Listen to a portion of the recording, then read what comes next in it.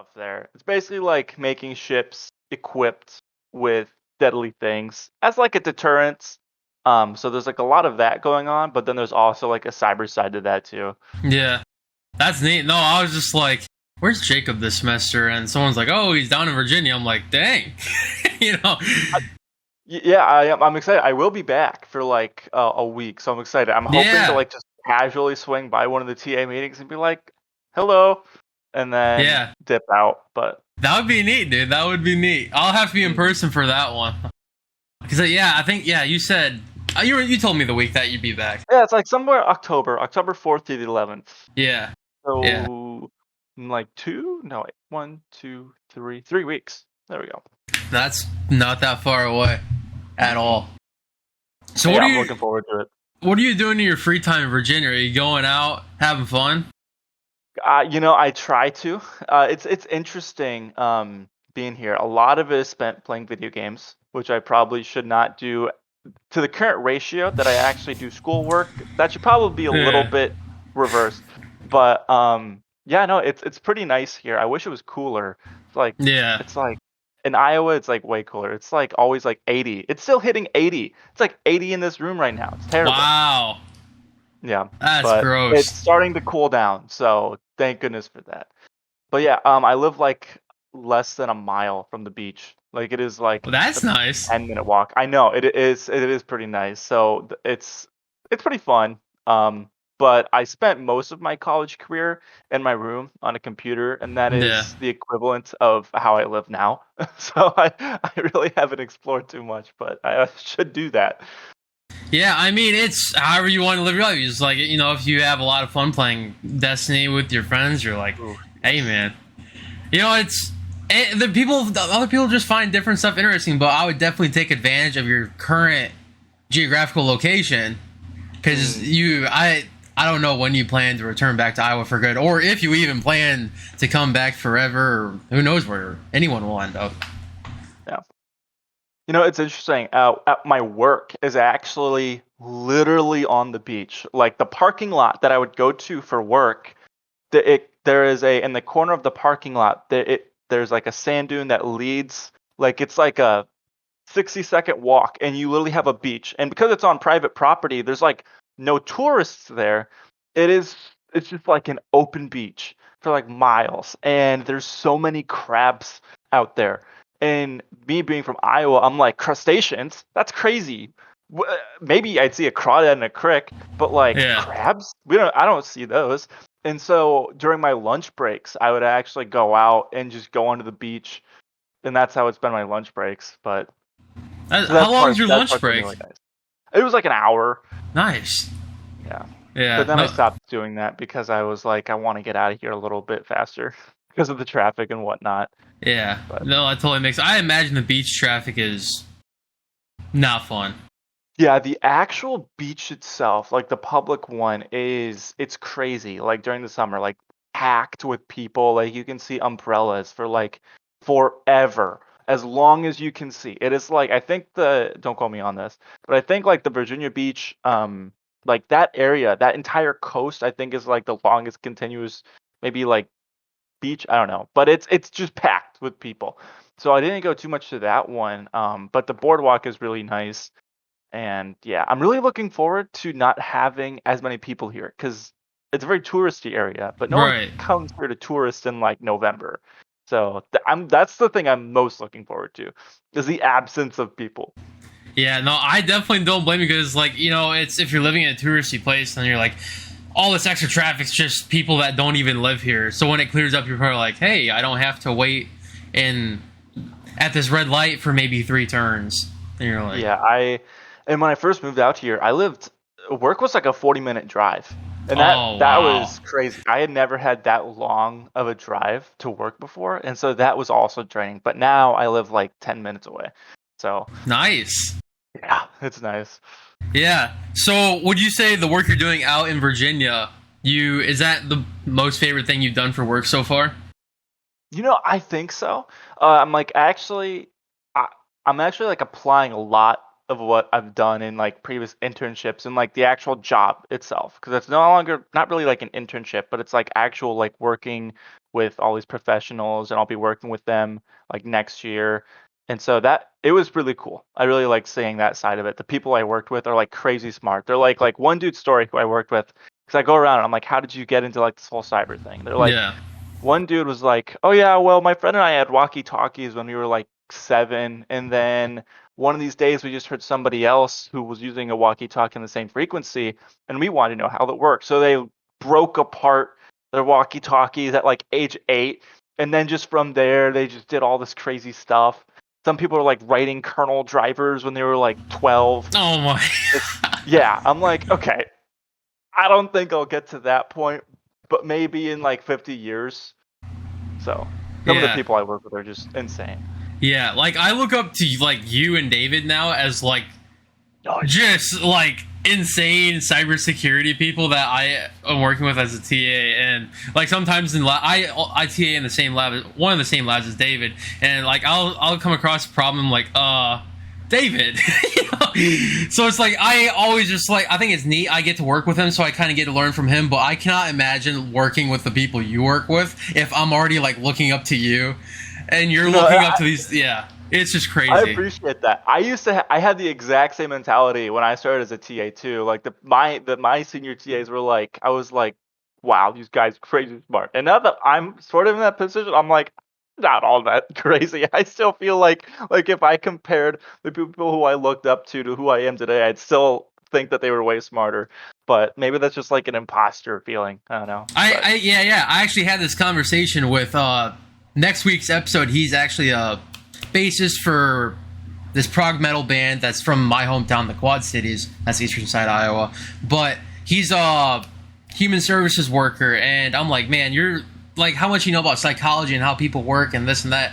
I'm like, you gotta be pretty smart with that stuff. He's like, honestly, I have like the biggest case of imposter syndrome ever. And so I just think it's funny you bring that up, because it's exactly what you're saying. It's like the more you learn, it's like a bell curve. It's like when you're like in the middle and everyone thinks it's like, oh, you're super smart, and it's like, no.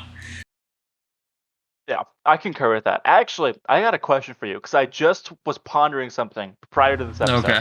All right. Because we like cybersecurity and stuff, right? But would you say that it's like an easy field? No, not at Okay. all. Not at all. I I'd wouldn't. say that's a correct answer. Yeah. And it's not that the material is super difficult. It's, and I mean, some could say objectionably it is. It just depends what subjects you're good at learning. That's really what it boils down to at the end of the day. But it's not like you're in CPRE 381 trying to freaking make a processor and I have so much to complain about that class, but I've been there. Yeah, but to me, cybersecurity is a difficult field to be in because you are never ever going to stop learning. Yeah, And I think I totally agree. I think that's what makes it like relatively, on one hand, pretty fun, but like it's also like the worst part of the job at the same time. Because I see a lot of people, it's like YouTube's like, you're a cyber person, watch this video about how easy it is to hack things. I'm like, okay, let's bring it back a little bit. And I Yeah. just think, and I watched this other video of this YouTuber talking about how cybersecurity is being so trivialized, and that it's just like, oh, it's really easy, you can do it, because obviously there's a big like need for that stuff, and so a lot of people are trying to be like, I don't know, a little bit clickbaity, and Yeah. so I think it's advertised as just like something that's like, do it in 9 months and become a professional. Like, dude, I've been doing this for like 4 years, and I feel like I know like 1% of 1%. Yeah. No, I'm right there with you. Like, I would say, okay, so for reference in this podcast, see, when I say 230, I'm referencing the first class in the cybersecurity curriculum. Then 231 is the second class, and now I'm currently in 331, which is the third and final mandated cybersecurity course in the program. You're still in it, aren't you? Or did you graduate? Yeah, Okay. yeah. No, Okay. so I got my bachelor's, but I'm working on my master's right now. Okay. Man, I bet you're taking some wicked classes. Oh, so, that is a conversation for sure. Yeah. But, okay, I would say in 230, at the end of that, you're like, I could get an internship. And in reality, no. Like, just based off 230, no way. It is like that's so bare bones, and I would say these YouTube things that you're mentioning that say, "Oh, 9 months, super trivial." Sure, you might be able to run Nessus on your network and determine which things have vulnerabilities that have not been patched, and oh, we need to do update on X amount of systems because the CVE level is 7 or above. Yeah. But what if you can't? Well, if that's not a feasible option, it's like you'd rather be, proactive rather than reactive. It's like there's Yeah. when you take the engineering aspect to cybersecurity, it's a totally different ballpark. That's my opinion. Yeah. Vulnerability scanning only gets you so far. Like a lot of that is clicking boxes. Like it's important, Yeah. but there's that is such a relatively superficial thing in terms of security. Um, so yeah. Yeah, in my opinion, I would almost bet that you could write a Python script to automate most of it for you. And so it's like I'm kind of like thinking, how can I make myself a six-figure employee in the cybersecurity field? And that's going to have to deal with a lot of coding. But I chose cybersecurity because I hear coding and I'm like, zombie apocalypse, I'm out of here. You know what I mean? like once Big O hit, coding turned into like the biggest pain in the ass for me. Literally. All right. So I here's my theory. I actually love to program, but I Yeah. hated doing it. And this isn't a bash to Iowa State, but I hated doing it for classes, and I just hated programming like all throughout college. But now I do Yeah. it, and it's like I'm actually doing a lot of really cool stuff. But those classes really suck all of the fun and like the creativity that actually goes into writing it. Like yeah, the second you talk about Big O or you have to analyze certain algorithms Yeah. and write proofs for why something runs in a certain time, you lost me. All right, I don't need to do a summation on this for loop. I'd rather just run it, and if it hangs, I'll fix I'll fix it. But gosh, No, I'm like, yeah. I know exactly what I took 311 over summer. That's for oh for God, yeah. how was that? Honestly, that was the smartest thing I did in my entire college career. I only had one programming problem the entire summer. The rest was all like proof based. Okay. But it was all pseudocode. That's all it was. It was just pseudocode. That was it. There was like the only programming thing was just like one problem on one out of the four homeworks, and I'm like, this is nice. Okay. I still hated Yeah. 311 though. I didn't do good. I didn't do great in that class. No, neither did I, by the way. I Yeah. took especially it really sucked as my last year of my undergrad, my last semester, the senioritis kicked in hard, Mm. and that class too. Like it's hard enough when you take a class that you really could not care about, but then when it's like actually also hard, that's the kicker because Yeah. something like 381. I found myself, even though it was like insanely hard, I did start to have an appreciation once things started to work. And I was like, okay, class is really hard, but if it's cool and you're interested in it, then it's a great class.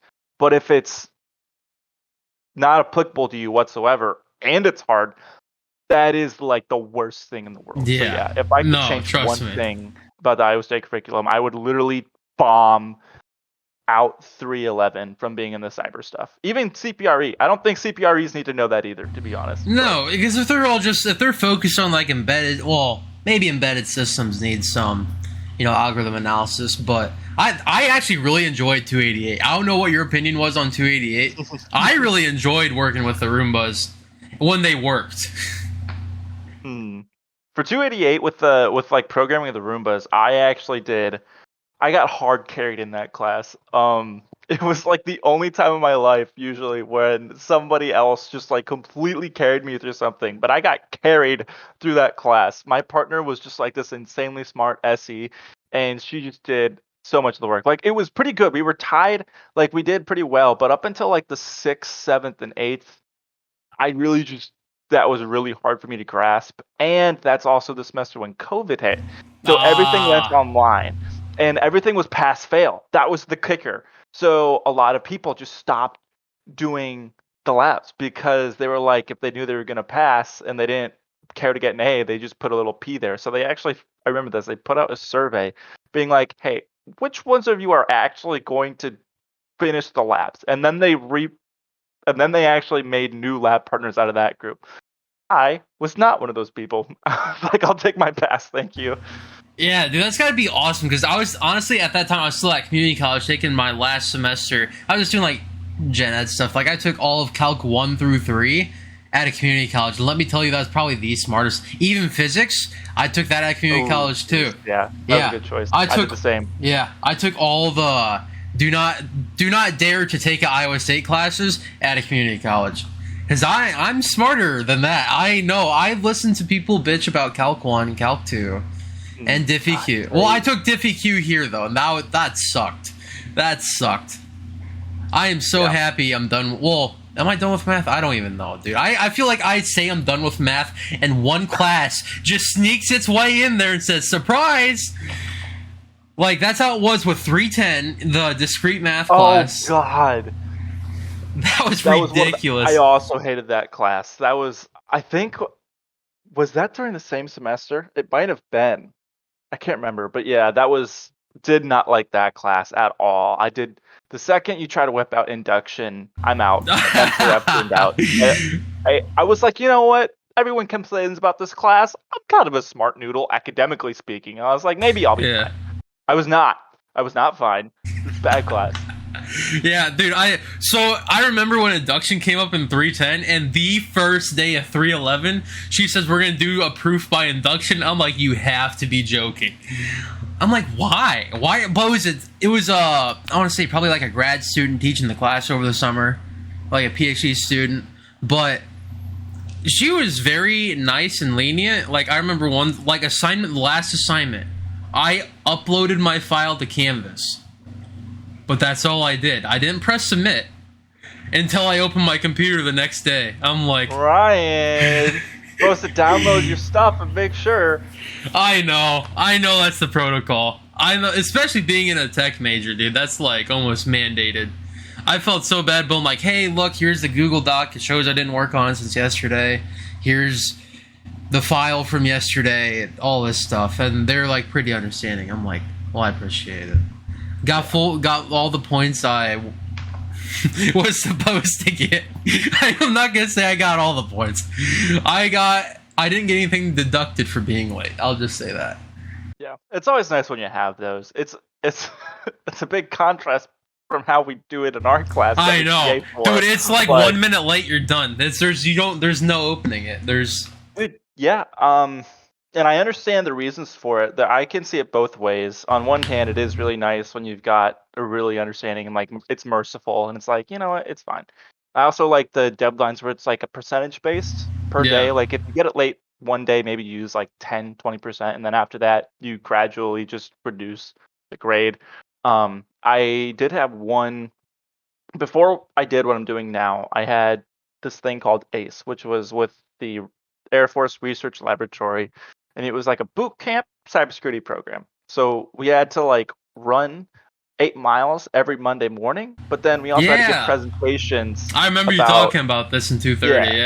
Yeah. But then like literally after the run, we'd be giving presentations about how we modified malware to make it evade antivirus to people at like the CIA and the NSA and stuff like that. So it was like a very intense program, and you had to do these report write-ups every week, and if they weren't in by that deadline, literally zero. There was one dude who turned it in 1 minute late, and they like threw it in the trash. So no, honestly, I used to work like blue collar jobs a lot, and I did it over the summer. And it's something for me to just kind of be like, okay, my mind is done with like techie stuff for like 3 months.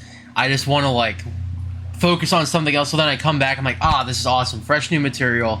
I get jumped back in the grind set. So I've gotten to work with like recon Marine guy, and like he just seeing him, it's like one of the most intimidating people on earth. The first 2 years I worked like under him, didn't even talk to him. He told me to do something, I said, yep, I'll get on it. But now I just joke around with him all the time, like very, very informally. We're really good friends now, but it's like I really like the hardness of like military or just even professors that say I will not make I will not make an exception for you because you can get in on time when 99% of the class could. I almost like that because it holds people accountable. I think accountability is something a lot of people lack nowadays. But maybe that's just me being on a white horse. I don't know. No, that's the thing. It's important to, and their big thing at the program that I was at was that it's important for everyone to have the exact same standards. Nobody gets special treatment. Everything's the same. That was like a military philosophy. Even like one example was that like even the girls had to run 8 miles, and some would say like a lot of physical tests in high school and college, girls' metrics are different than the guys's, Yeah. but at ACE they were exactly the same.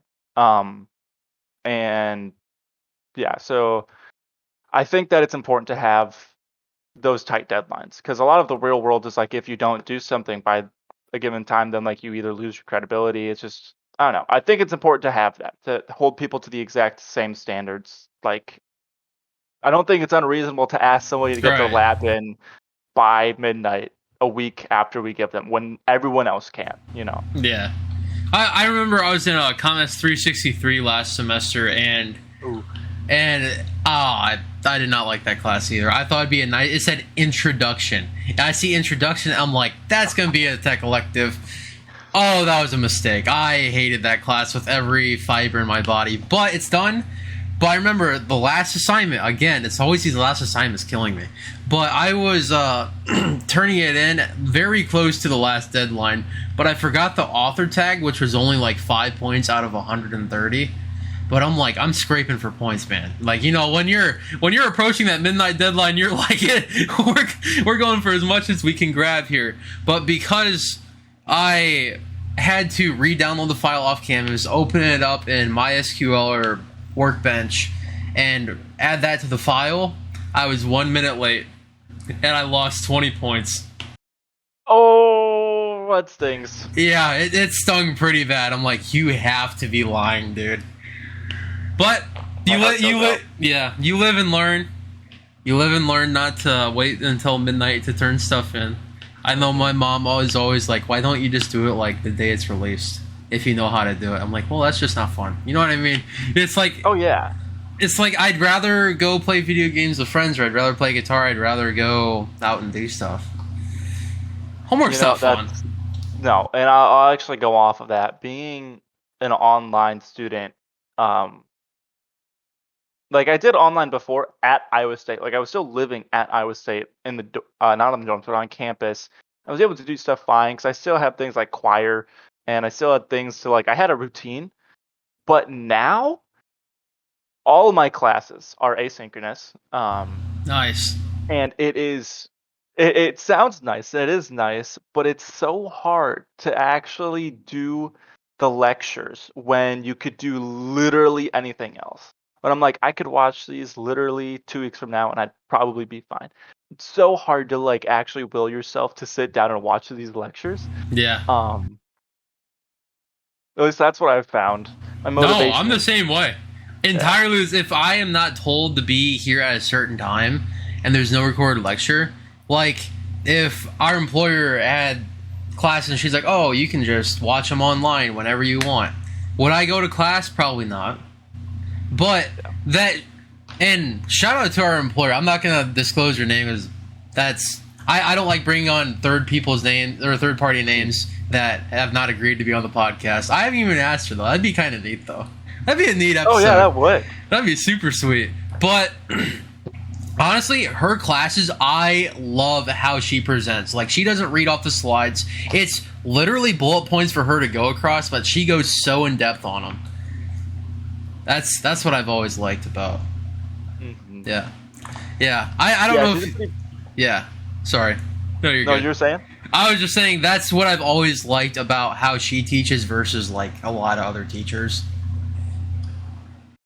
Yeah, I had another professor. I think those are the best. I had another professor who he didn't even use slides really. He was just this is 489, so it's a like data communications networking class. Is it the same teacher as 430?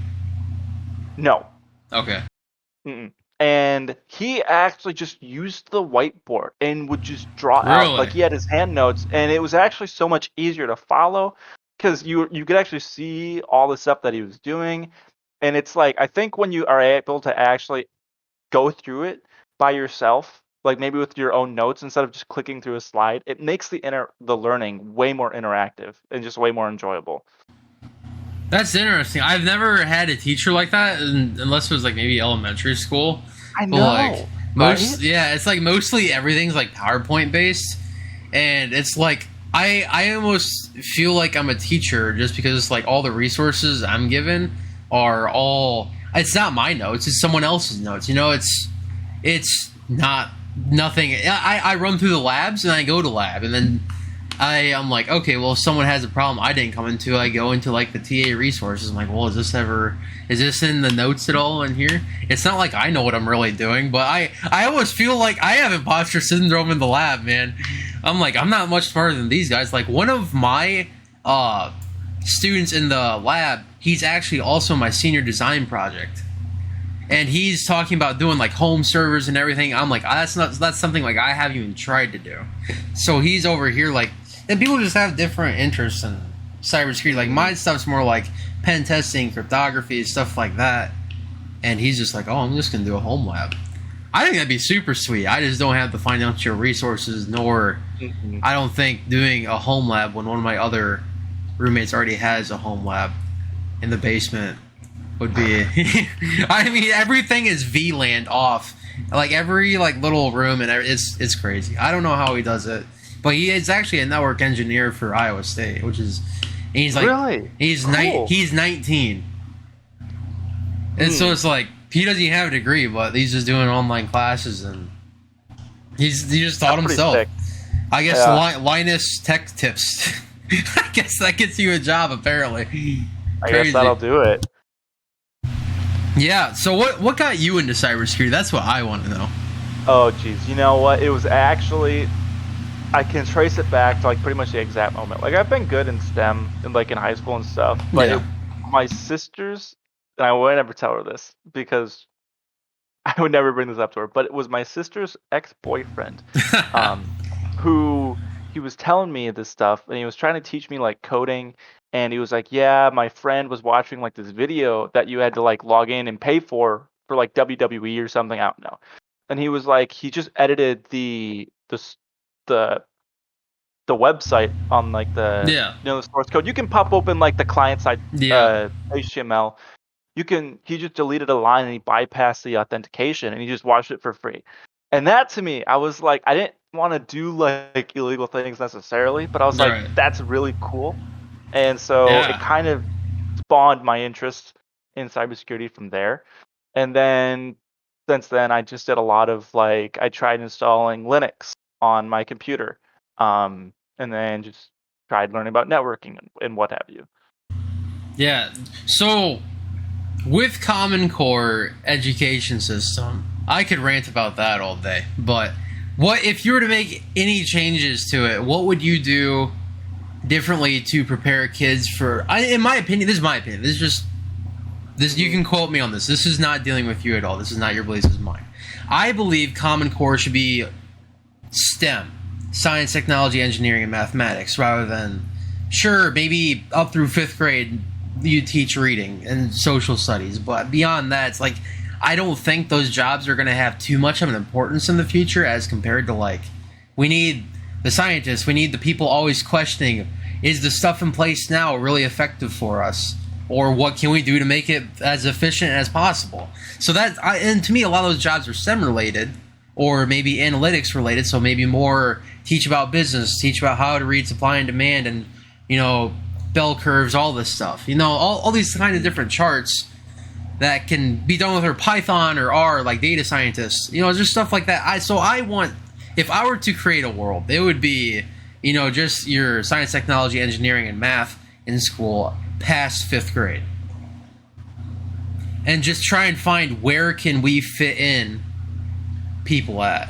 Or, well, you're also always going to need, like, therapists and stuff, too, because it's like, when one missing semicolon ruins your day for about 8 hours, sometimes you just need to get that off your chest, man. You know what I mean? Oh, God, dude. Yeah, or a DNS is coming up. It's going to happen. Stop it. Next It week. happens.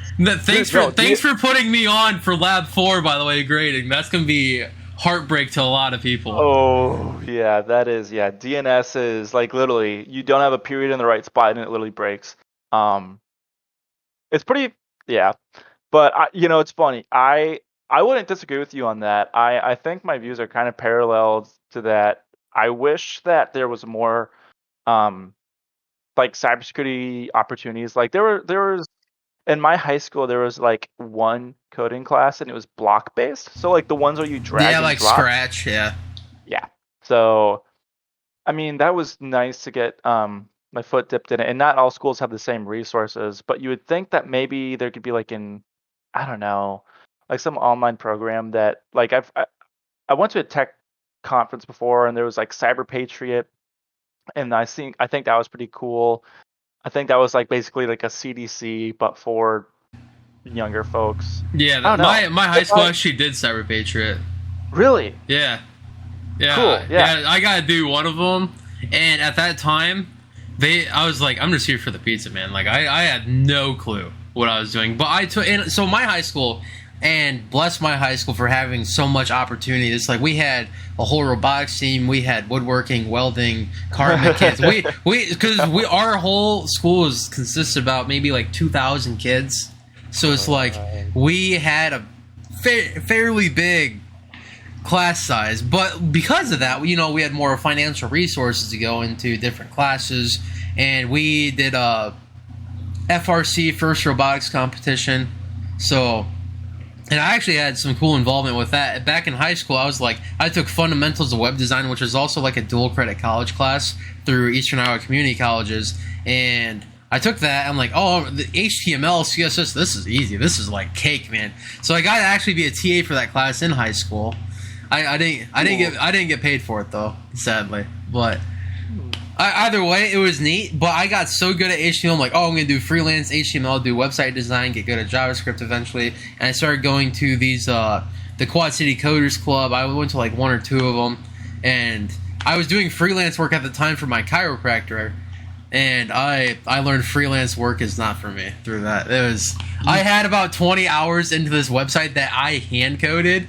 Didn't see like a single dollar at all, dude. It was... No, but that was my fault for not having a contract signed. So that was totally my fault.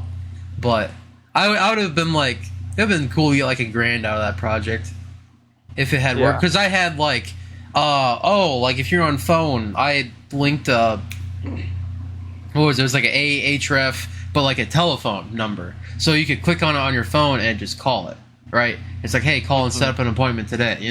Stuff like that. And I was so bad with JavaScript, it was terrible. I had no idea what real coding was. I was just like, I want to make things look pretty, you know what I mean? But, yeah, so through that, I got to do the first robotics competitions website that we took to Kansas City and Cedar Falls for competitions. And basically, these competitions would have the pits for, hey, what is your schools doing that are cool? It's like, what other projects do you have? And we had like a Kenya water filtration thing. We had a robotics farm that we gave to a local elementary school so they could learn about robotics and engineering. And so that stuff like that was really cool. And we had a smaller robotics team, which was called FTC, and that was more rule-based. Where in FRC, it's like, if you want to ram someone's bot, go for it. It was like awesome, man. But so in the pits, we had the website loaded on this arcade machine that the woodworking students, the advanced ones, they built this arcade cabinet. So it was literally like you went to like an arcade place and we had our thing in there, and in 3D wooden letters, disruptive innovation with our hashtag team number on there. Oh, dude, there was artwork all on it that the graphical art kids worked on in their classes. Yeah, so it's basically like all these different sides of the school worked on this project together. It was just so cool to see the outcome. Like, they even made games to go on the arcade machine. I mean, it's just a computer with a keyboard and mouse, right. But they made like off-brand Donkey Kong. It was crazy, dude. God, that sounds like a ComSci project. Oh, I'm getting PTSD. Oh, yeah. ComSci, so quick short rant. ComSci class teachers at our college have nothing on computer engineering teachers. That You know, might. okay. I'll agree with this.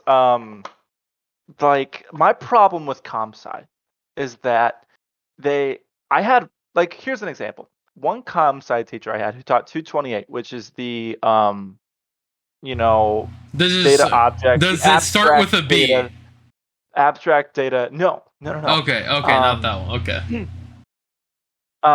we'll call him Todd. His name's not Todd, but I'll call him okay, Todd. okay. Todd was insistent that no one take. He didn't like it when people were taking notes while he was talking because he was like, you should be listening to what I have to say. You shouldn't be distracted by trying to write notes. He actually forbid the class from taking pictures of the board because he said that that was like he didn't want that. Like he didn't want his notes online and that he made a big fuss about it. So he's like, you know what? I'll have one designated student to take a picture of the board and then they'll upload it to Canvas.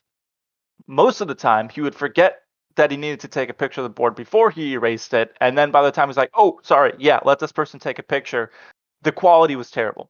And the dude was so excited for the first exam because he's like, this is going to be the hardest exam of your lives. It's going to be so awesome. He's like, I don't like it when people just memorize the way that a formula works. I want to tweak it. And you have to really understand the problem to be able to like do it. Yeah. So what ended up happening was that he had to rewrite his syllabus in the middle of the semester to drop the exam because, and I'm quoting, he's like, even if I curved the exam by 30%, the average would still be an F. Wow, Yes. So he wow, doesn't dude. teach that class anymore. Yeah, and I took the class. I dropped out of that one. I took it next Yeah. first class I dropped, and I took it next semester. And the dude went like literally 1.5 times slower. Like the content was covered was much better. Just yeah, but that professor was no bueno. I was like I don't think he understood. I was like I actually don't want to do ComS for my whole life. I want to do some other stuff, but he treated it like everyone in his class wanted to be like some crazy Google programmer, Yeah. and I was like I was not having it. Yeah, I don't understand why professors.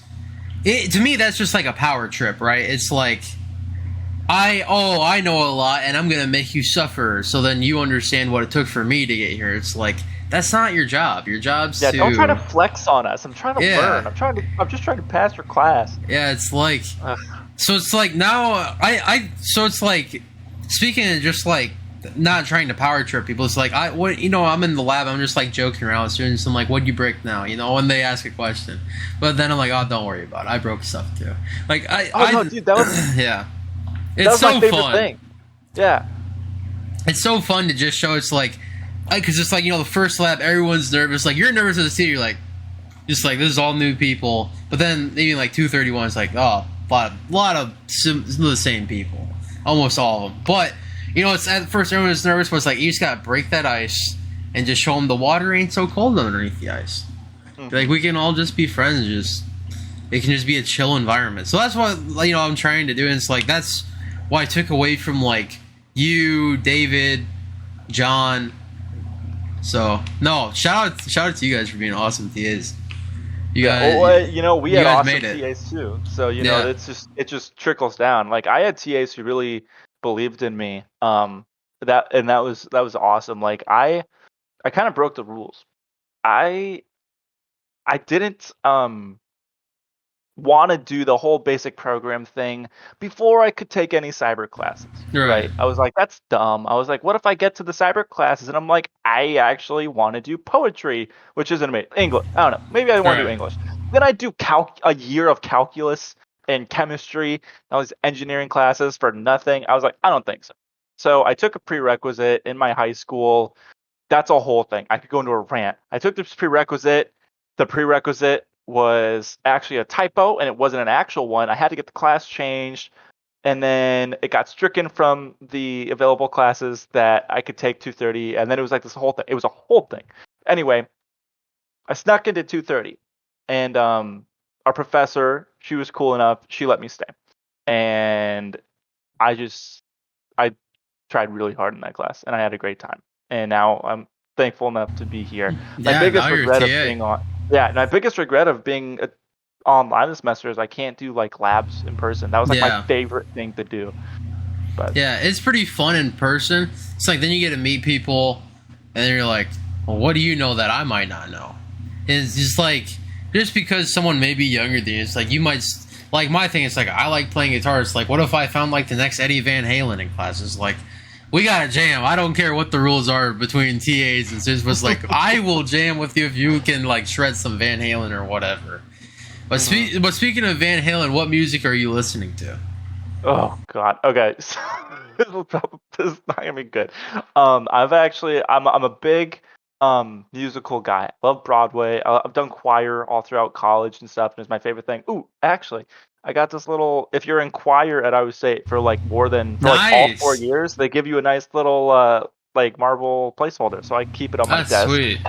and so I love stuff. And I just recently got into Glee, which was such an old show, but Yeah. there are some actual bangers in that, and so that's what I've been listening to lately. Is I've just been listening to a crap ton of Glee. Hey, no shame in that. Okay, so funny thing is, me and one of my concert buddies went to a concert in Des Moines last night. I would say, I don't know how much you know about the whole metal scene, but there's like all these different subgenres. But I would say it's called deathcore. It like mostly screaming, some singing. But this band was like more half and half, but they're still classified as deathcore. But it was nuts. But then on the way home, we're listening to, and you have to listen to this song. It's called Touch by Benjamin Love. It's a super,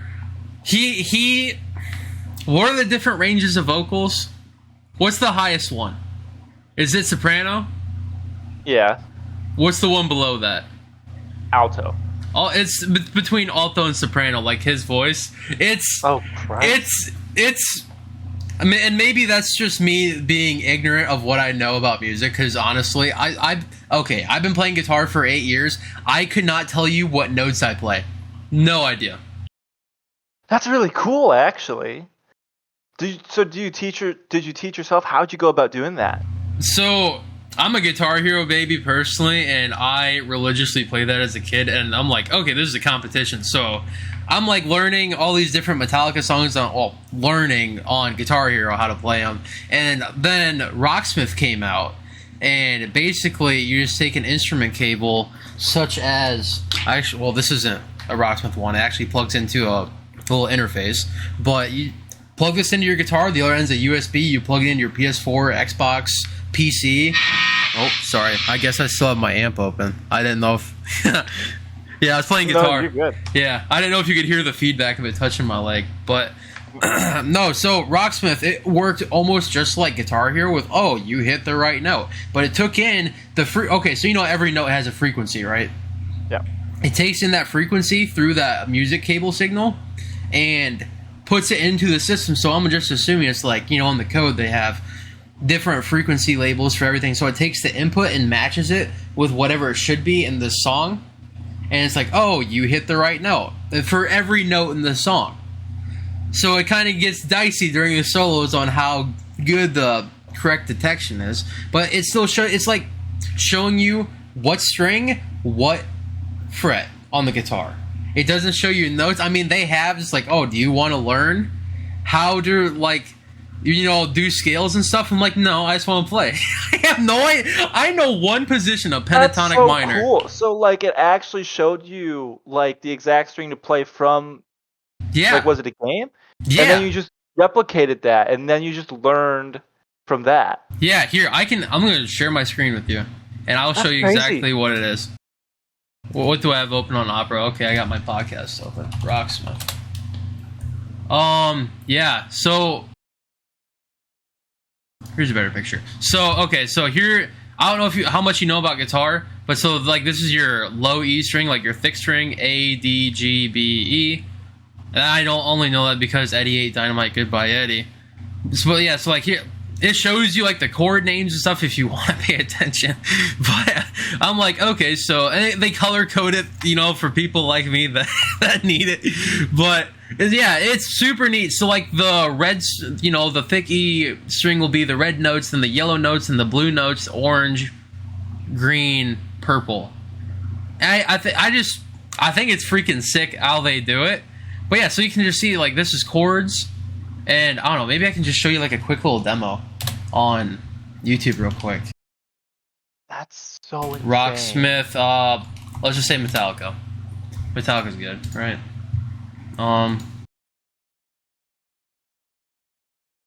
Is that playing? Maybe it's not.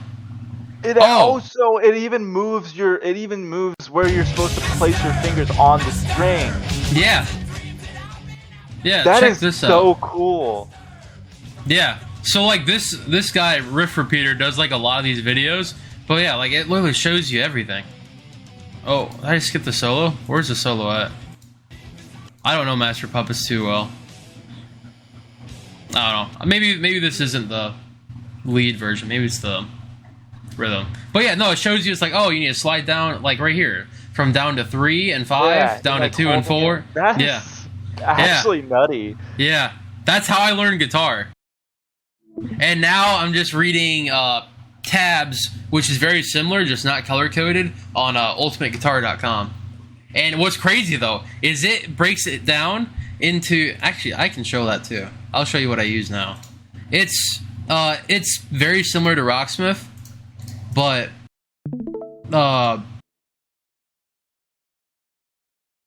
yeah. So this is a song I'm actually learning. So it shows you the tuning.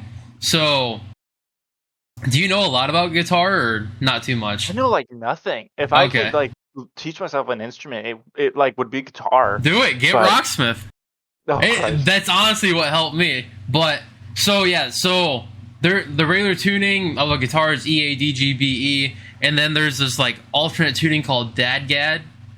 So this band Monuments, I actually just saw them last night. That's the band I was talking about, and I'm like, all right, I'm on a huge Monuments kick now. But so it's like in here, it's like, okay, you have the electric guitar, you have another one that might be different phrasings, another one. And so then it shows you different parts of the song. So it just shows you like all the different layers. It's like, oh, if you want to learn drums, have fun learning that. I can't read that. Yeah, I actually love drums. I started off in Rock Band. I had my little 4-pad drum set, and I would jam out to that, and then in middle school I actually did do the whole drumming thing as a percussionist, and that was really fun, especially in marching band. Oh, I loved that. Oh yeah, I'm really getting in drums now. I just had Dave from Sentinels. He's their drummer. They're like a progressive metal band, and just how he phrases his stuff is just so wild. But the cool thing about seeing metal live, and I would say if you ever can go to a metal show, like $10-20 might be one of the best experiences of your life, because that's a bold statement. I know, but I have a buddy that I drag along to these metal concerts, and every time he's like, maybe I am. But last night I'm very thankful he went, and we were leaving there. He's like, that might have been one of the best concerts I've seen yet. But like he'll like listen to hip hop and stuff too. But he was like really feeling the music last time. Like, this is awesome. I mean, it was just. If someone's got a good beat, we're gonna vibe to it. Yeah. But that concert, like, it was so crazy. So they had a local band from Des Moines that was pretty sick. It was, but it's like you can tell it's more amateur than a touring band. But then they had 3 bands that were on the tour and not local. One was Sammy Bowler, and he was like the shredding guitarist. Most of his riffs were just like tapping. And just tapping all along the neck, and then just crazy wicked solos. And then the second artist in the tour did this crazy kind of setup where, I don't know if you know what a launch pad is for music, but it's like this little, I don't even have anything I could represent it with, but just imagine like a little square tablet thing with all these different physical buttons on it that you can push and do all different kinds of sounds, or it can just be acting as like a little light display thing for like a little light show. And you can program it to do all different kinds of lights to your music. I know what you're talking about. Yeah. Yeah, so he had one of those facing the crowd. Then he had a keyboard piano. He had a drum MIDI kit that he could bind different drum sounds to and then hit them with sticks and it would play the sound. And he had a guitar on the stage too. And it was just a one-man band recreating these wicked EDM stuff live. Like, dude, he was doing looper pedals and just all kinds of stuff. And so, like, some stuff was kind of, like, really vibey, and then some stuff was just, like, some wicked dubstep, like, early Skrillex days. Like, it was super sick, dude. But seeing this at, like, a metal show, I had no idea that this was even going to be there. And then after that, it's just some crazy wicked metal band. But just seeing it, and I've been talking about, how cool it would be to see, like, a multi-genre concert live. Well, that was a multi-genre concert. But have you seen any concerts in Virginia, though? No, the closest that actually, okay, do you remember, have you ever heard of Maddie Poppy? Maddie Poppy. I want to say the name's been mentioned to me before. Okay, I think it wasn't The Voice. Maybe it was America's Got Talent. She won something, and she's like from Iowa. Really? And yeah, so she was out here. She did a concert. I didn't make it to that one, but I was here when she gave that. But no, I haven't seen any concerts. But I just remember that one in particular. Yeah, I've been to a lot of concerts this year, and actually, I'm gonna go see the Eagles in November, and I'm super psyched about that one. I'm a Hotel California fanboy at heart. That little solo dude is so sick. So sick. And then the outro, the only things I can play is like the first half of that solo, then the outro. But hands down, Eagles is a great band. But including Eagles, I have 3 more concerts I'm planning on seeing this year. And that will be a total of 9 in 2022. Jeez. Yeah. But the beauty is liking metal. It's like, maybe if you want to go see a Broadway or a pop artist or country, those can be $100 plus tickets. These are $20 to $40 tickets. Oh, did you just say a Broadway show? Yeah. Yeah, no, I actually, Wicked is performing here. They have like a touring performance that's doing it in Norfolk. Funny, there's like I always pronounce it Norfolk in Iowa, but it's pronounced like Norfolk. With like, Norfolk. I've heard some people say like Norfolk. I've also heard people like that specific pronunciation, but nobody really pronounced it Norfolk, like how I thought it was pronounced. Norfolk. Norfolk. Yeah. Yeah, but no, that's Norfolk. Yeah, people call it like crazy. Norfolk or like Norfolk. Yeah. Isn't that crazy to, like, in Iowa, it's like, you talk about the whole phonics and everything. It's like, oh, just people in different parts of the United States pronounce stuff differently. That's how you get all these different accents. Like, down in the South, you don't say, hey, can I get a pop? You might just say, hey, can I get a Coke or something? Or you don't say route, you say rut or root. Yeah. It's crazy. Just, so what are you experiencing in Virginia that, like, different, like, sayings and stuff? For the most part, it's been relatively the same. There was one interaction I had with like a Pizza Hut that was like, I can't remember what state we were in, but we were like closer to Virginia than we were to Iowa, and we were like, oh, could you have some Canadian bacon? And they just like looked at us and they're like, what? They're like, Canadian bacon. They're like, did you like mean this other thing? And they're like, yeah, that.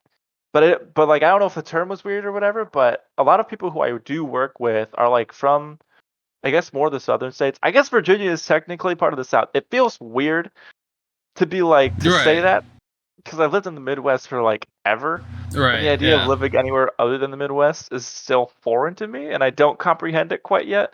But overall, the diction and phonation isn't too different. Really? So, do you find people having a southern accent there, or is it more like? Not really. Not unless like they grew up somewhere more southern. But like if you took like an average person from Virginia and you just talk to them, they kind of sound.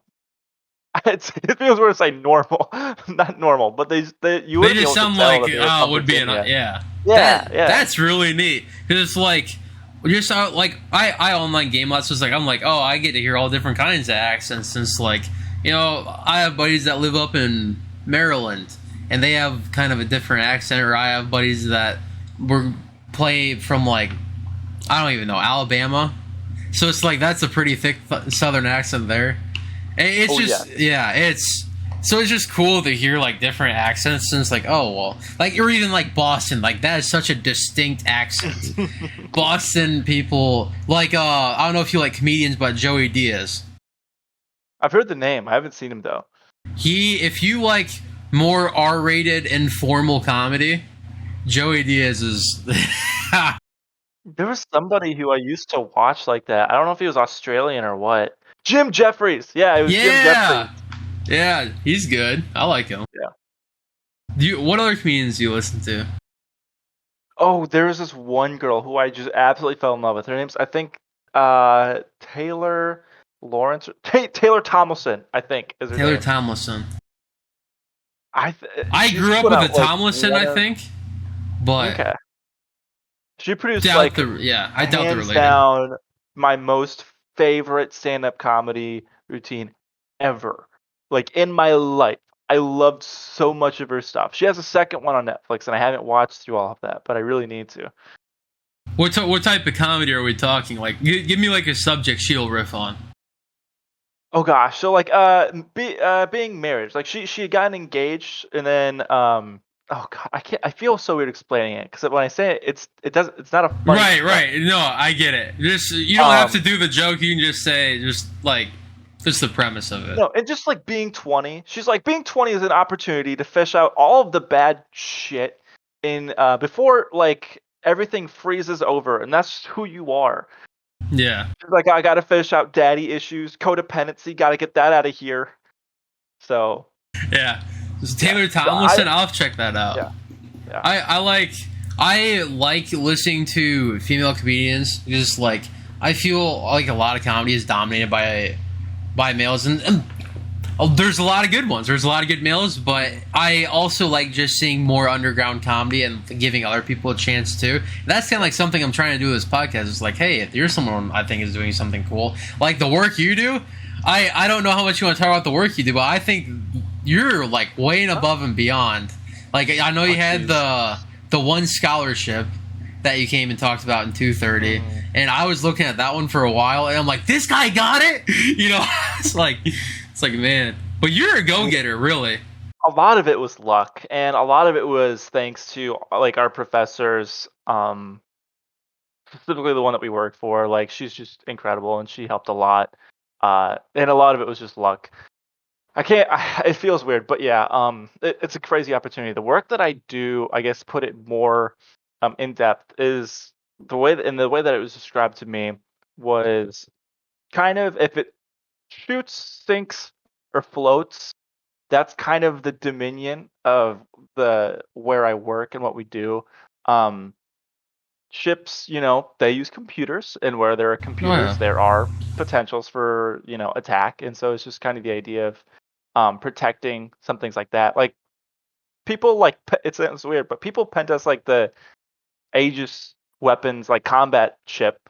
And so that's like something that one of my coworkers like actively does. Other than that, like I think that's a pretty good. Yeah. Good. No. Yeah. I'm aware of like the security clearance and everything. It's like I know you can't talk about it too much. The thing that sucks the most about having that is that like we're not allowed to bring our phones in to some of the rooms that we work. We have to leave it outside, and so that kind of sucks. But other than that, it's all right. Yeah. No. It's like. I think having like a top security clearance job would be like freaking crazy cool. But then it's like, you can't like I see something like super fascinating and I'm like, oh, I have to talk about it. And I hope me saying this right now doesn't like reject a job offer in the future. No. But it's like, I know at the end of the day, if I had top security clearance and my ass would be grass if I said anything, I just wouldn't talk about it. But it would suck for me because it's like I like talking to people. I like sharing ideas. I like saying, oh, yeah, I'm working on this. What are you working on? I like collaborating with people and sharing ideas, sharing knowledge. But it sucks when you can't do that, but it's understandably so. Because very classified information. Mm-hmm. I mean, yeah, the concept is just, protecting Navy ships and sea forces. Yeah. No, I totally. Yeah, I understand. I understand the main premise of what you do. Yeah. I just one of my buddies, also had to get top security clearance last semester. And I'm sure you know who I'm referring to. He was Oh, I into might actually. yeah, yeah, Yeah. yeah. Just so hearing like just what he could tell me, I'm like, damn, that's cool. When he was saying he's like, I want to get together with you and see, just be like, just compare like, well, what did you have to go through? You know, just yeah, and just his whole background checking thing. He said it took like 6 months. God, it takes forever, dude. And you have to Yeah. fill out this horrible form. In order to get a security clearance, you have to fill out like this SF50. It is the worst form on the goddamn planet. All right. Let me tell you what. Let me tell you why. Let me tell you why. You have to list like everywhere. This is one of the worst questions. You have to list like everywhere you have lived for the past 10 years. And that includes like, oh yeah, so I lived at home from this period. I was at school for the fall semester, and then I went home for 2 months, and then I went back. Like those little gaps, those 2 months gaps, you have to include all of those. You can't just not do that. Like they won't. Like you can't just glaze over that stuff. Um, and so for every damn entry, I was like, okay, I was at this remote internship here, and for every place you list, you have to list a person who, and this isn't private information. This is like stuff that you can find Right. online. You have to list a person with like their contact information Yeah. for who can vouch that you were there. I was like, what are you?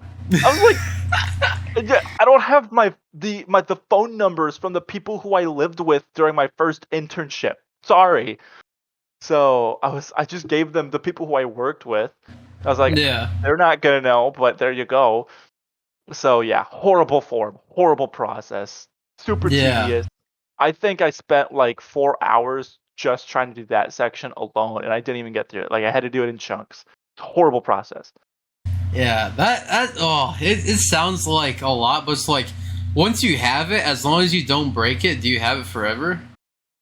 I think relatively. I mean, I know that what they've started to do is they've started to they'll like review you as a person every so often, because I mean you get a scenario of like there were like this Navy nuclear engineer and him and his wife were like smuggling secrets out of sandwiches and that sort of thing. So I mean, people's interests change. I mean, their life circumstances changes. Like if you I don't know. But I don't know if it's forever or if it's. I know you at least get audited every so often. Yeah. Because like to me that would make the most sense. Because like a lot can happen in someone's life. So it's like if you're, I feel like that's more of a proactive stance to audit someone. And be like, hey, are you still sane up there in your Yeah, head? how you doing? Are you okay?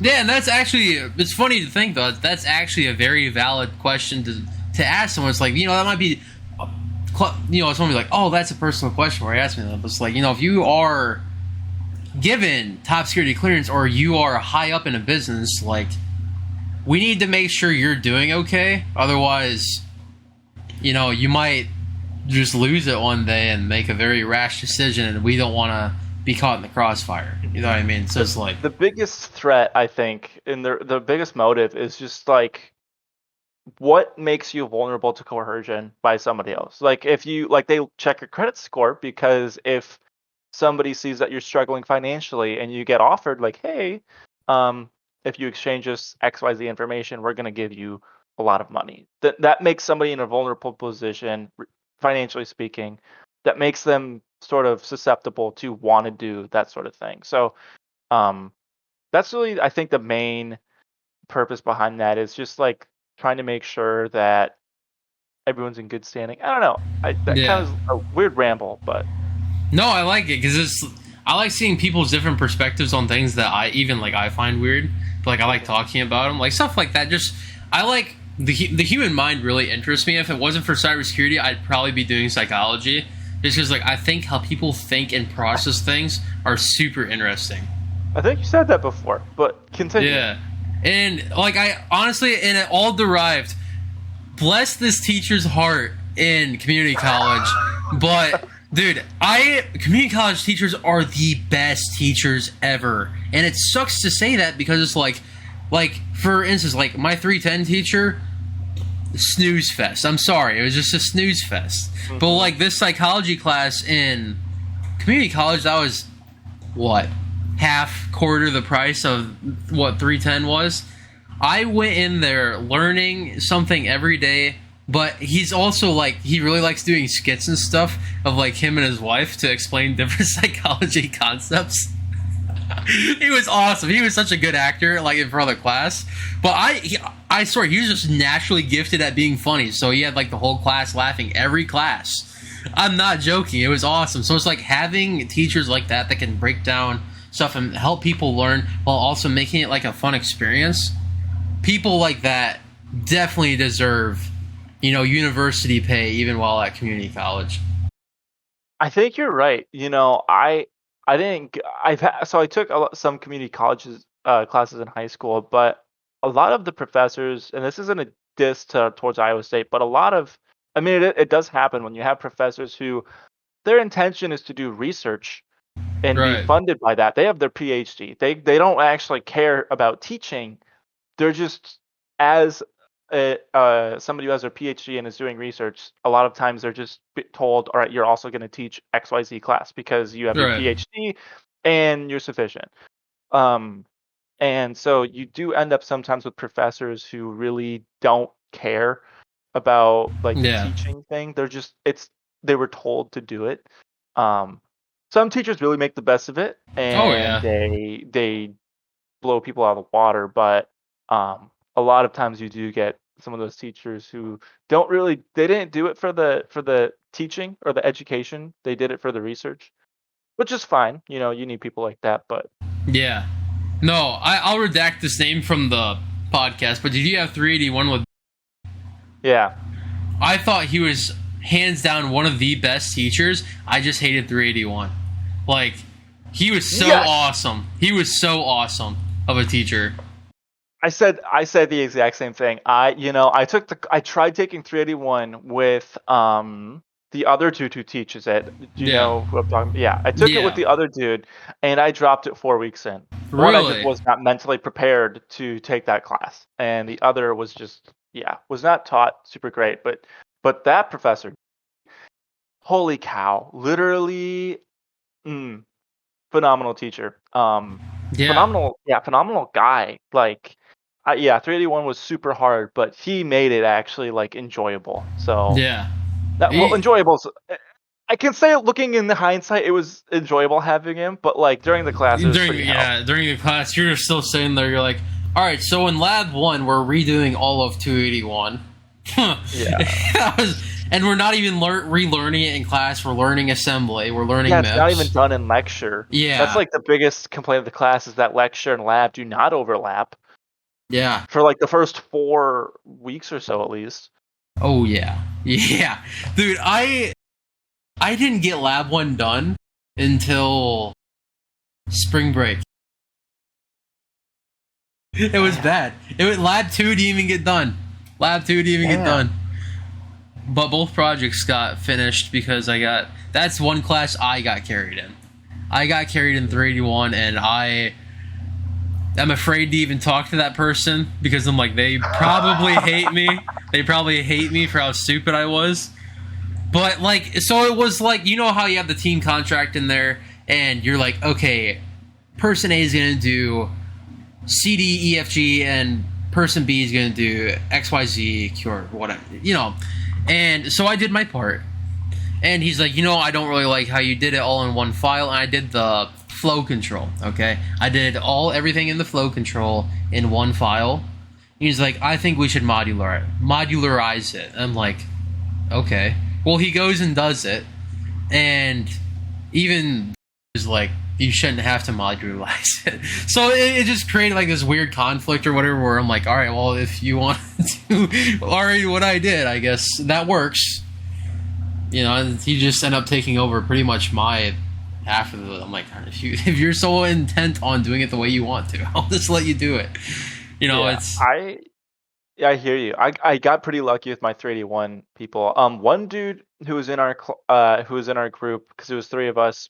One of them, he was away a lot of the time for like ROTC military things, yeah, and so I didn't fault him for that. Um, but this other person, it's funny. When we got together, me, this other dude, and this one girl, we us two didn't have it done, and she did, and we just took what she had and we built off of it because we didn't have our own stuff Right. working, and it was so beautiful. She built the ALU and did everything with the ALU, and the other guy and I, mostly me, but we did the control logic and doing all Yeah. that, and so it was so awesome. We actually got together. We got so close during that semester because we had to work with each other all the time. That I even like she invited me to her grad party. And I went to her grad party. It Really? was a great time. Yeah. Um, so like that class I Is actually that made someone a I know? connection. I don't know, maybe. Do you know? Yes.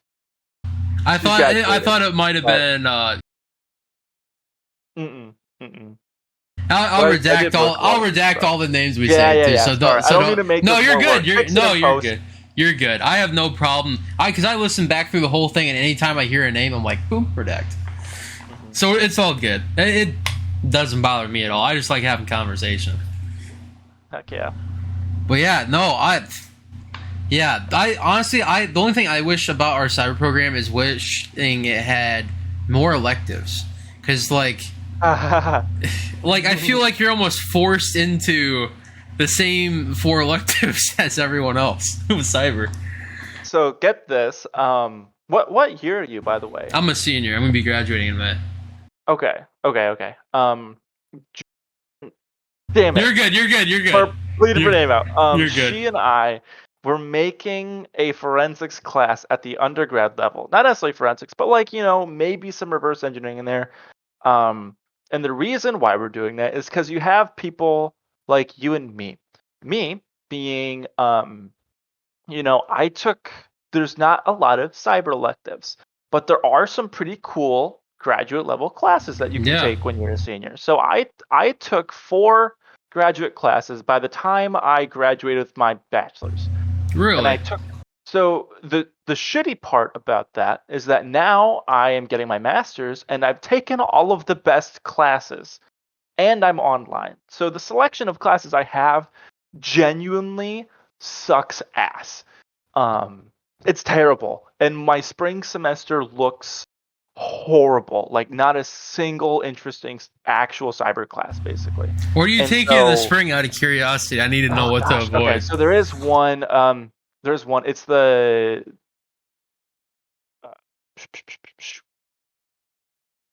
law in cybersecurity. Okay. 534.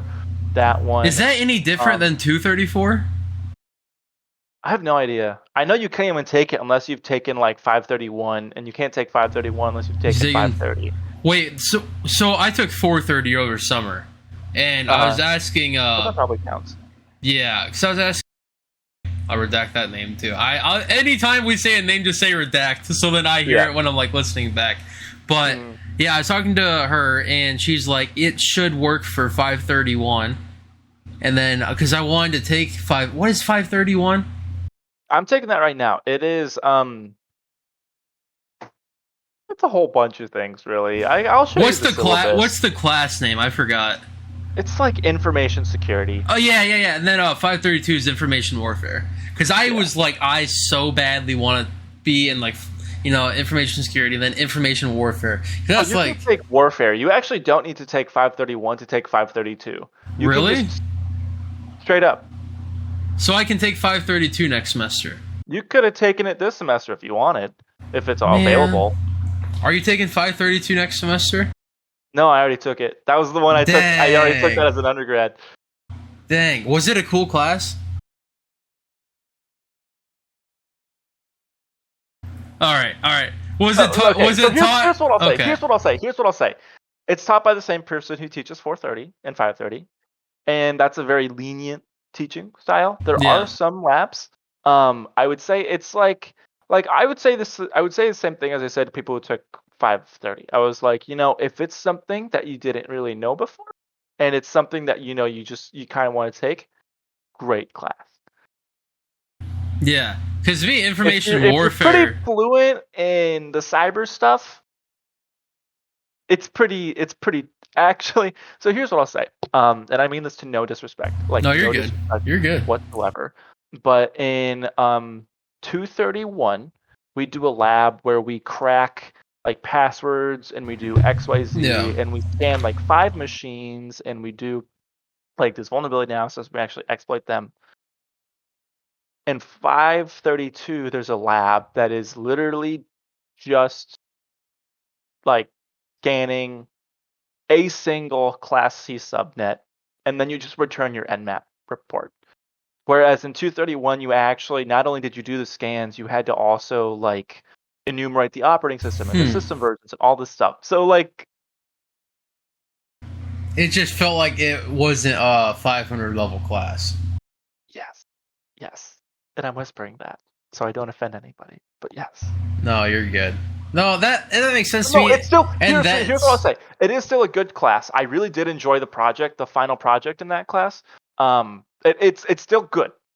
Still okay. good. I don't mean to like Yeah. burst your bubble. No. You're good. You're good. You're good. I'd rather you be honest than I go in there. I'm like, oh, Jacob said this is such a cool and involved class, and You know what I actually would take, if you're interested. I took a wireless security class. I tried. I don't think Really? I don't think they're offering it. Oh, I gotta look this up. That's crazy. Class. Because I tried so hard to. Maybe they are. Maybe I'm tripping. I don't know. But it's like intro to wireless security or something. Is that the class you're talking about? Mm-hmm. Yeah. Because I don't know. Because there's so many cool stuff in the list of like cyber electives, but then you go in there, you're like, it doesn't show it. I'm like, man. But You can go to so. A fun fact: it is offered in the spring if you wanted to take it. Here's the redeeming quality about the class. Right, there's no exams. It's just oh wow. quizzes, and pretty much most of your grade comes from doing a semester long project, and you get to choose what that is. And for me, I did denial of service attacks on Wi-Fi networks, and I had so much fun doing that because it was like a self-paced project. I did it just by myself. I didn't have anybody else, and I learned a crap ton. And now I know how to kick people off of Wi-Fi networks, which is fun. So, Even on WPA too. especially on WPA2. Wow. Yeah, not WPA3 if it's done right, but anything on WPA2 you can DOS. That's crazy. That is wild. I'll tell you why. I'll tell you here. I'll tell you a little bit just to if I Is this if I redacted learned it. information? No. Okay. Oh, this is Okay. no, this is free. This is public. Okay. What you can do is that when you connect to a router and you say, "Hey, I want to talk to you," you get connected and all that. Yeah, And your that's three-way great. handshake. Yeah. Yeah. And then when you want to leave the network, you send what's called a deauthentication or a disassociation frame.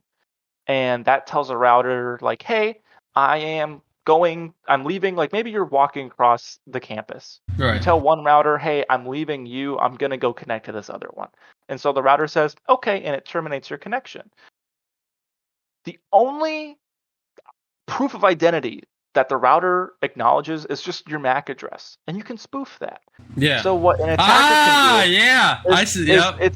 is an attacker says, "Hey, I'm Ryan's phone, and I want to disconnect from your network." And the router is like, "Okay, Ryan's phone, goodbye," and it cuts off your connection.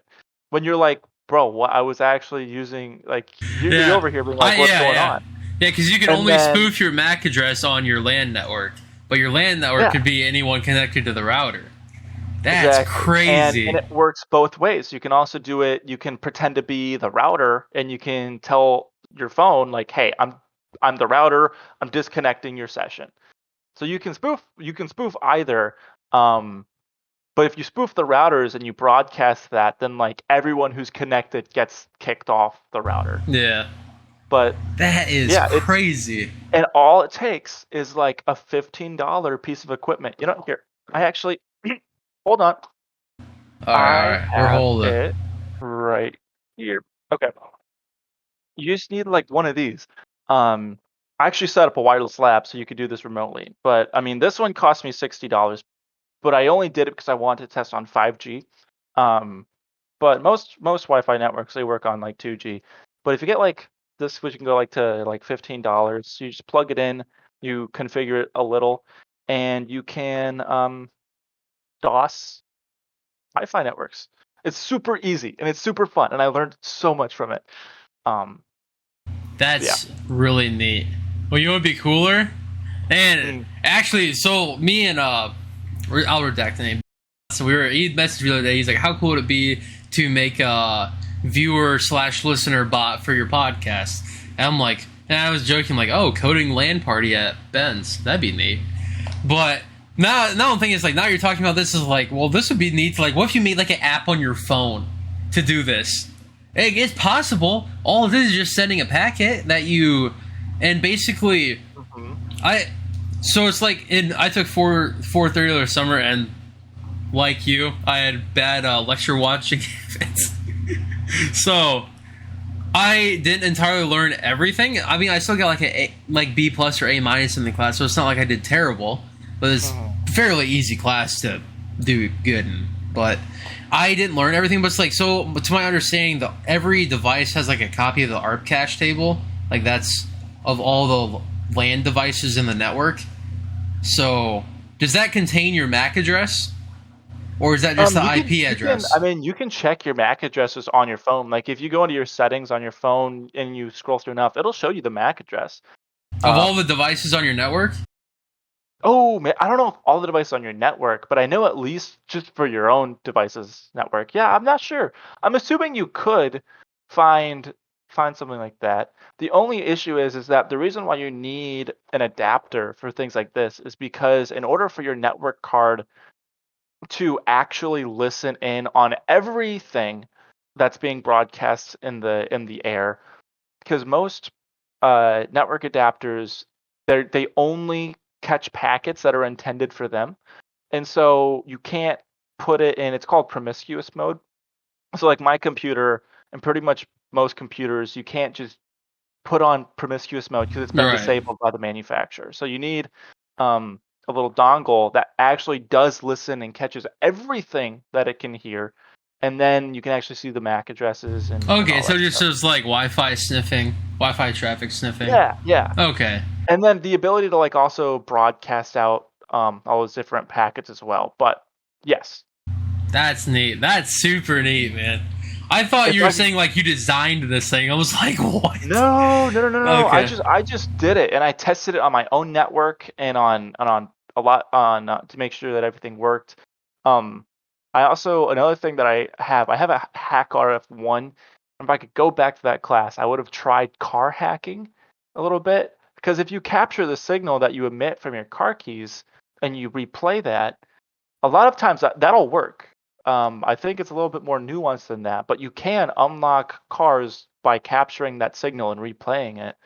And I kind of wanted to toy with that, but I can't like retake the class and do a different project, which is unfortunate. I wish I could.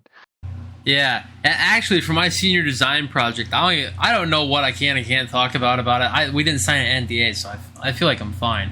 But it's mobile vehicle security using a secure bridge. And it's like working with the CAN networks on cars that don't have like Ethernet, like a Tesla. So it's like dealing with like heavy trucks and machinery. And so it's like, it refers back to the article. It's like, well, my Jeep was hacked on the highway. I don't know if you ever like read that article or heard about it, but it's like how people like hack into cars and totally like kill your car on the highway, like just completely shut it down. And so we're basically trying to implement a secure bridge using that. I want to say using symmetric keys between the car controller and, you know, the car controller receiver, right? Rather than someone being able to splice in their own device under the car. Like, let's say you go into Walmart and someone's like, oh, I'm going to get in under Jacob's car and splice into his CAN network and put in my own controller device that is SSH back into my laptop, and now I'm just fucking with his car wherever he's going. So that's what we're doing this year for my senior design. It's very... That's pretty crazy. Yeah. And it's, redacted name, right?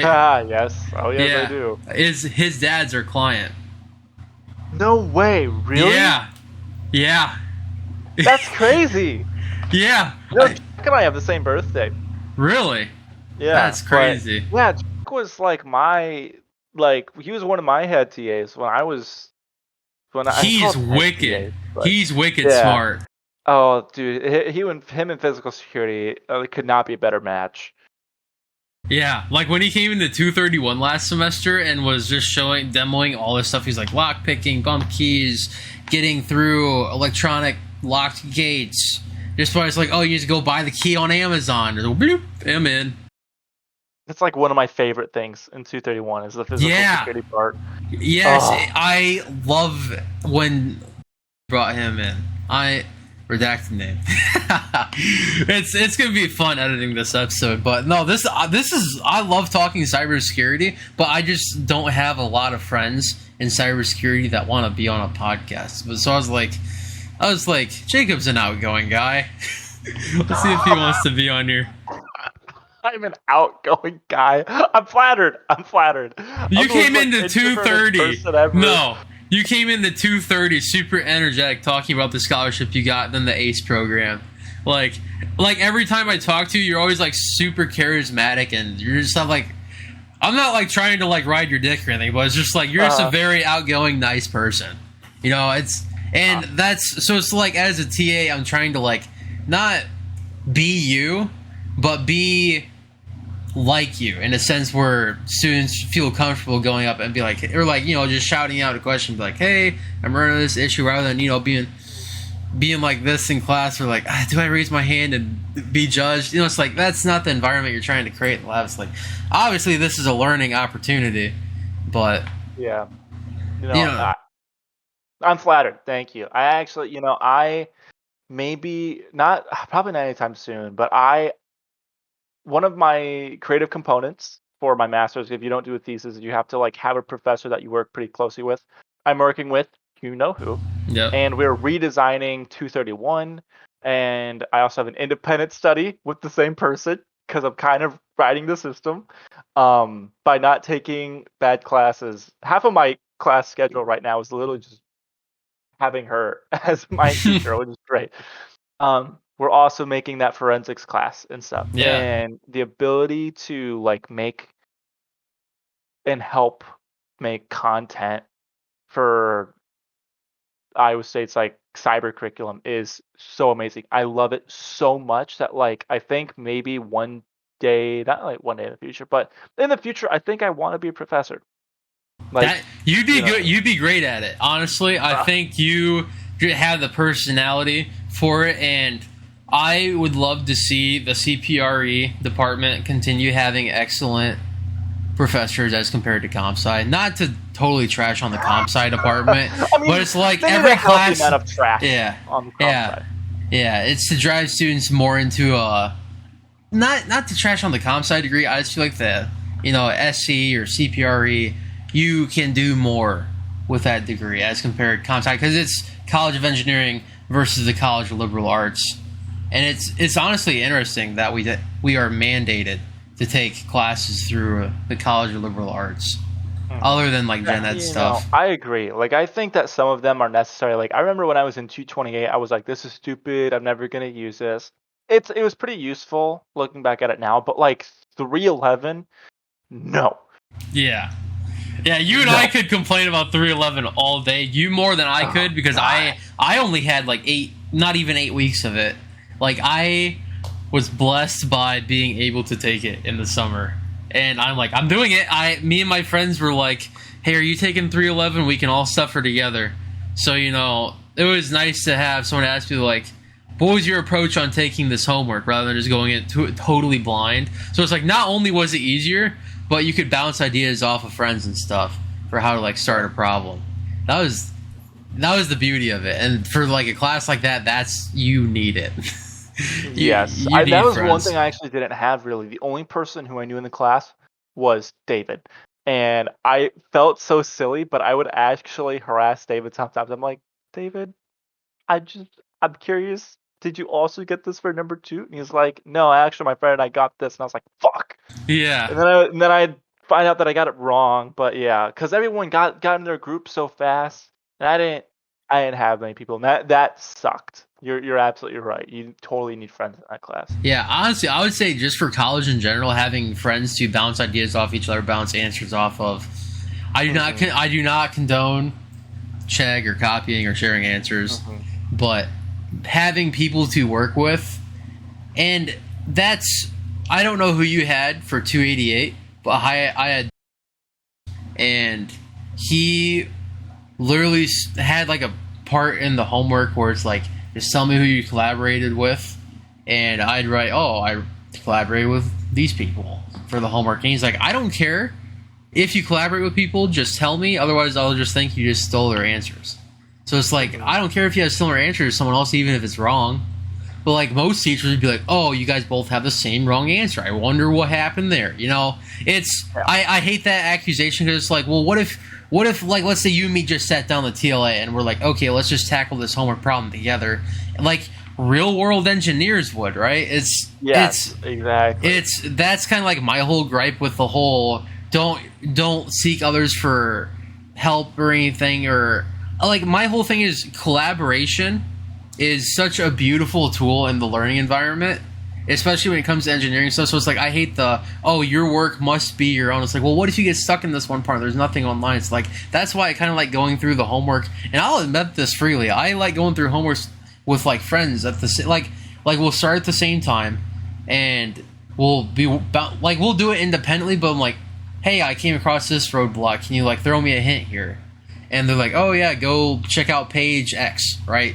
And just stuff like that. It's so nice to have friends to kind of like not do your homework for you, but assist you with the homework. Like I actually had a friend from high school that we went to the same college, and our graduating class was like 80. We weren't really close in high school, but we got super close in college because he was at the time an engineering major, and then he switched to math. And he's still doing math. And we took Calc 1, Calc 2, Calc 3, and DiffyQ all together. And we didn't like cheat our way through, but we always did, like, we prepared for our quizzes together. Yeah. And having that other person to like bounce ideas off of was just like amazing. Yeah. It's definitely huge. And so I guess to me, you work not a crazy cybersecurity job, but you work something that I would look at and be like, that's unfeasible for me to obtain, right? Like, you have a job that I just feel like I could not get as of right now. Just, and maybe it's, what's imposter syndrome? Maybe I have imposter syndrome. I don't know. But I really feel like I do not know as much as like you, David, and other TAs. But it's like, but that's why I like do the CDCs and stuff. But it's like, last semester I did not have time for CTFs or to go do my own thing. Is I'll tell you, I had 381, 309, 231, 310, 363, and a part-time job. What? You're crazy. It sucked. It sucked every minute. What? It was a terrible scheduling error, and I am so surprised you let me do it. I did not get a single A last semester, and that kind of killed my I still have like a 3.39 GPA, but yeah, dude, it sucked. But my hardest semester ever was like not even comparable to that. Like my hardest one was when I took 185 and 227 and 231 and Calc 2 all at the same time. And you're not supposed to take two programming classes at the same time, but because 185 was only offered the same time as 230 was. And I was like, I'm going to do the cyber class. And so I did those two programming classes and Calc 2 and so those were 4 problem solving classes, and that sucked. But what you just did was way worse. Was hell on earth. And I'm not trying, and I tell people the classes I took, and I generally get that reaction, but it's not that I'm looking for it. I'm just trying to tell other people what the fuck not to do, because that was a terrible life experience. And honestly, alcohol became a really good friend last semester, especially on Friday nights. And so it's like I'm a very active person when it comes to having fun. Like, I have a family member, and bless his heart, but he told me, and he's been telling me ever since I was like 10, He's like, you're only guaranteed today, you're not guaranteed tomorrow, so there's something you want to do today, you might as well as do it, right? I am a very firm believer in that. So it's like, last night I went down to Des Moines with my buddy to probably the worst part of Des Moines, and got to go see a concert that of a band I've been listening to since 2017, and this is the first time they came to Iowa. And earlier this year, I saw a band for the first time, and they broke up a month after. Not that I would think this would happen to the band I just saw, but it's like I would much rather say, "Oh, I got an 80 on a homework," rather than 100, and go see a band I've been listening to forever. And maybe that's just me not having my priorities in line. I don't know, but I like not regretting things. You know? Yeah. Yeah, I definitely. I'm a big concert. Like, I've been to 9 concerts this year of bands that I've never really seen before. I mean, some of them have been repeats. Like, I saw one in January, and then I saw some of the same ones in August. But, you know, there's still a nice break in there, so seeing them live was almost fresh again. But, yeah, I would definitely say make it out to a metal concert, and you might not regret it. You might not. And the beauty of them is that they're cheap. But if you ever have a question, just tell me the names. I'll tell you if it's worth it or not. All right. Well, I think I've gotta get going. Yeah. No, you're good. But, I've held you hostage for an hour and a half. No, if you want, if this goes well for you, I'm fine doing this again. This was fun. Yeah. No, it was fun. Just talking about anything and everything. It's gonna be a lot of redactions, but let's just do one more thing. If there's any message you want to put out into the world, what do you want it to be? Oh, jeez, you can't throw that on the spot on me. That's like the worst. I can. Oh, jeez. I'll give you 30 seconds to think about it, and I can edit the 30 seconds out. Okay. Good deal. Okay, I got it. All right. Bert, come here. Come here, bud. Yeah, come on, get up. All right. My message is for people to adopt. Come here, bud. To adopt a message puppy. is for people to adopt dogs because they need lots of love, and they are sweethearts. Yeah, they are. That's a cute black lab, man. He's so precious. He was chilling. He was sleeping under my desk. So that's awesome. He looks so nice and gentle. Oh, he is. He's not super great with like other dogs, but he's super good with people. Oh yeah. Just a sweetheart here. Let me. Who's gonna pick him up, manhandle him? Aw, look at him. I love animals, man. They're just so sweet, especially pets. Yeah. So cute. Okay, wave bye, Burke. Yeah, Burke. Oh, that's a cute name. Yeah, no, I appreciate you being on here, and I would definitely love to do another episode with you. And one last thing. Good luck with your classes, man. Good luck. I'm gonna need it. Good luck to you too. Yeah, thank you, and I will see you at the next TA meeting. Thank you.